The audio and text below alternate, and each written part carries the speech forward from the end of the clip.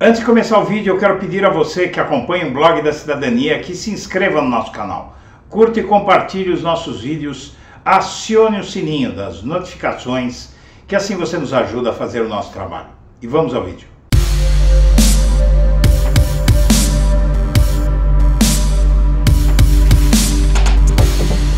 Boa tarde, senhoras e senhores. Está começando o Blog da Cidadania ao meio-dia.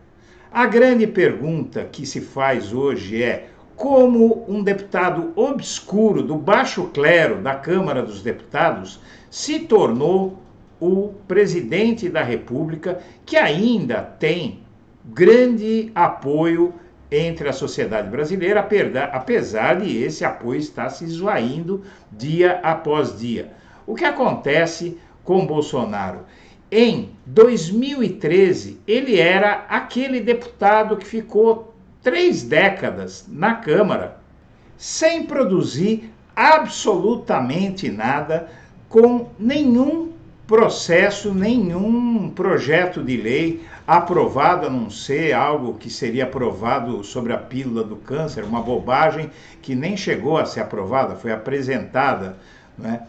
E, na verdade, Bolsonaro se torna esse fenômeno justamente a partir de 2013.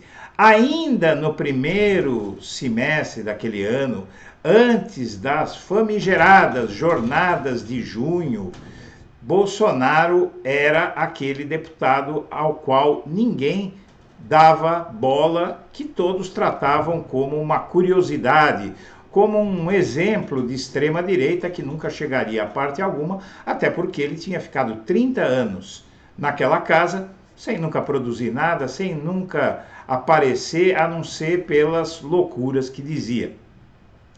E dali em diante ele começa a aparecer num documentário feito pela produtora bolsonarista Brasil Paralelo.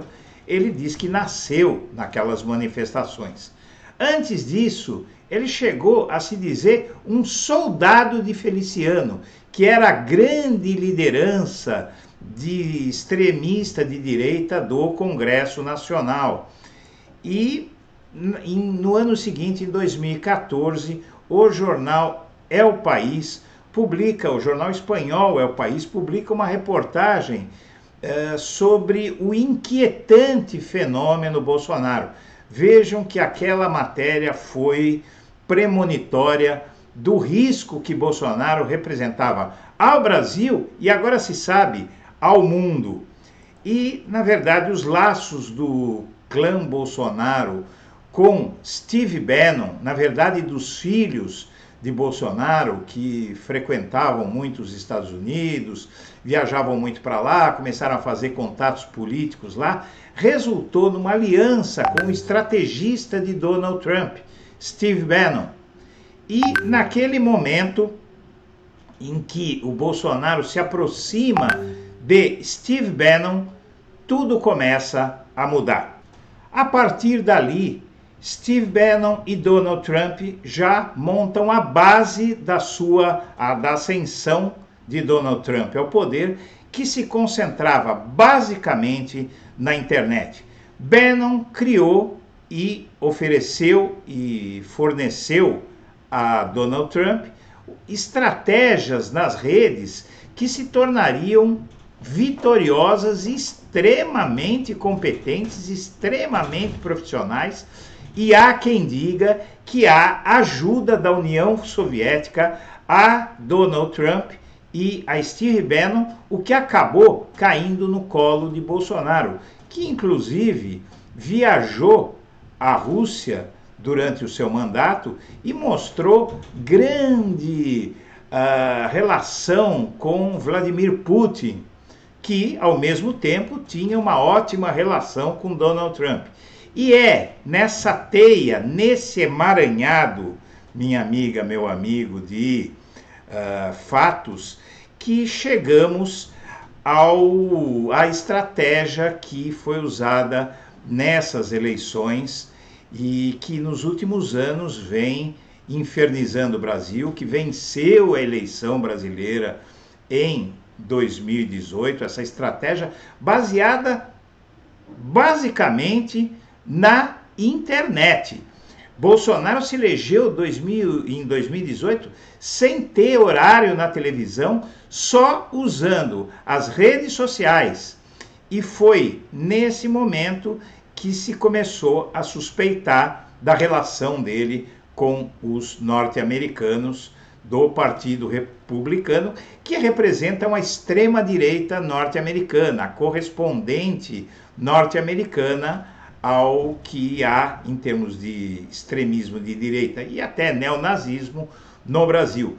Bolsonaro e Donald Trump são expoentes do neonazismo. Isso é o que pouco se fala, porque realmente há, entre a academia, no jornalismo, tal, uma grande reserva em dar nomes aos bois, ou nome aos bois. Mas, na verdade, Bolsonaro não passa de um neonazista, assim como Donald Trump. E a gente vê que o movimento neonazista brasileiro e norte-americano são profundamente ligados a Bolsonaro e a Donald Trump. E em tom de comemoração, a gente sabe que o Donald Trump e o Steve Bannon falaram sobre as manifestações no Brasil. Eles estavam exultantes naquele momento. E, na verdade, depois que tudo deu errado, que começaram a ser presos os golpistas, aqui no Brasil aconteceu exatamente aquilo que aconteceu nos Estados Unidos. Sabe o que, minha amiga, meu amigo? Os bolsonaristas, assim como os trumpistas, começaram a tentar atribuir aos adversários, acredite se quiser, é incrível. Aqui no Brasil começaram a atribuir as loucuras deles ao PT, à esquerda, ao PSOL. Enquanto nos Estados Unidos, os trumpistas que invadiram o Congresso norte-americano, o Capitólio, começaram, após tudo aquilo que aconteceu, começaram a culpar o Partido Democrata, por mais loucura que seja, porque aquela horda que invadiu o Capitólio, assim como a que invadiu os três poderes aqui no Brasil, o Executivo, o Legislativo e o Judiciário, estavam paramentados com as cores dos seus candidatos, com os símbolos dos seus candidatos, Bolsonaro e Donald Trump. Então, a gente começa a ver essa confluência entre os dois líderes e, na verdade, aí os Estados Unidos, após o ataque ao Brasil, como eles dizem, o 6 de janeiro, que aconteceu no dia 8, é assim que o governo Biden chama o que aconteceu aqui, na verdade, começou a transparecer e não há praticamente mais nenhuma dúvida de que Joe Biden vê uma ligação íntima, Joe Biden e seu partido, vê uma ligação muito íntima entre o que aconteceu lá e o que aconteceu aqui, e ainda por cima, eles deixam muito claro que o Bolsonaro ele está submisso ao Donald Trump.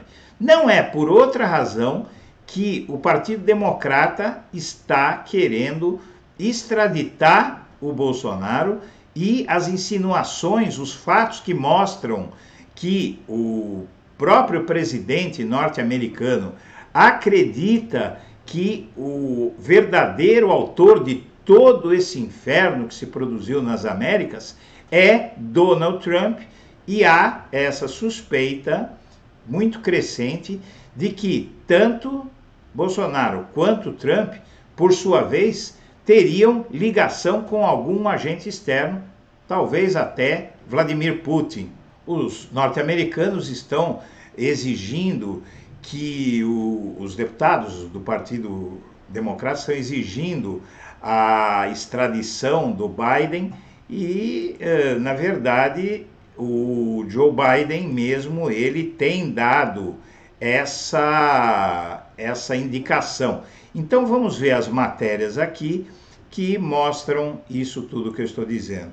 Vamos começar pela internet. No ano de 2013, o Google Se você fizer uma busca sobre, vamos fazer aqui uma busca sobre o Bolsonaro em 2013, você vai ver que tinha pouca relação do Bolsonaro com qualquer maior importância. Ele foi contra a aprovação da PEC, Bolsonaro teme ficar inelegível se condenado por pesca ilegal. Era um candidato fraco do baixo clero que tinha um pouquinho de atenção porque ele dizia muita loucura.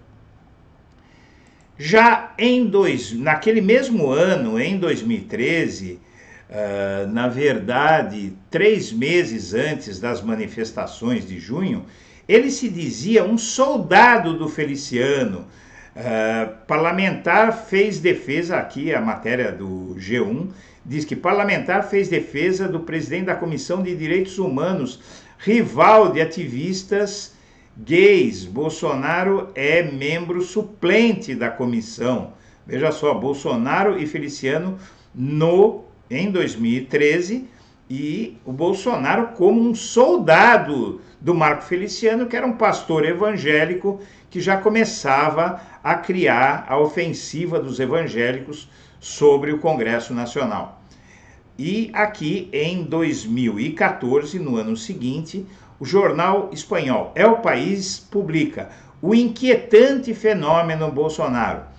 Ele foi, naquele ano, em 2014, o deputado mais votado no Rio de Janeiro. E dizia a matéria do El País, mais de 460 mil votos coroaram um político ultraconservador como deputado federal para defender o Rio de Janeiro no Congresso. É a caricatura do político de extrema-direita, o non plus ultra de reacionário, fustigador público das liberdades civis, mas também a voz de centenas de milhares de eleitores que o escolheram em grande número. E ali começava, após 2013, a ascensão de Bolsonaro. E naquele ano também é noticiado, na verdade não foi naquele ano, foi em 2020, que começam a aparecer os laços do clã Bolsonaro com Steve Bannon, acusado de fraude, ex-braço direito de Trump, que deixou a prisão após pagar fiança, se tornou referência para o bolsonarismo. Ele foi preso logo após a vitória pouco antes da vitória do Joe Biden. E os infiltrados em protesto são alegações tanto dos republicanos, tanto dos trumpistas quanto dos bolsonaristas. Vejo que as fake news que se espalharam após as eleições e invasão em Brasília coincidem, para resumir essa matéria, com as alegações do bolsonarismo no Brasil. A mesmíssima estratégia. Em tom de comemoração, inclusive o Bannon e o próprio Trump comemoraram, né? Em tom de comemoração, eles trataram a invasão em Brasília, mostrando uma grande relação. Não é por outra coisa, devido a essa forte ligação entre o Bolsonaro e o Donald Trump, que os Estados Unidos começaram a pregar, pedir para atuar contra o Bolsonaro aqui no Brasil, participar das investigações e oferecerem elementos que vão ligar, conforme a imprensa, vão ligar Bolsonaro a Trump e mostrar, na verdade, essa linha de tempo que eu tracei aqui, ela mostra que o Donald Trump fez Bolsonaro, não é? Com todo o seu poder, com toda a sua fortuna, com todas as suas relações internacionais, o Donald Trump criou o Bolsonaro e controla, inclusive ele usou o Bolsonaro. Eu explico para você. Porque o Trump não fez lá as loucuras tão grandes quanto o Bolsonaro fez aqui. Não é? Ele se preservou em atos, palavras, por isso que está sendo difícil prender ele, prendeu o Donald Trump lá nos Estados Unidos, porque ele se preservou mais.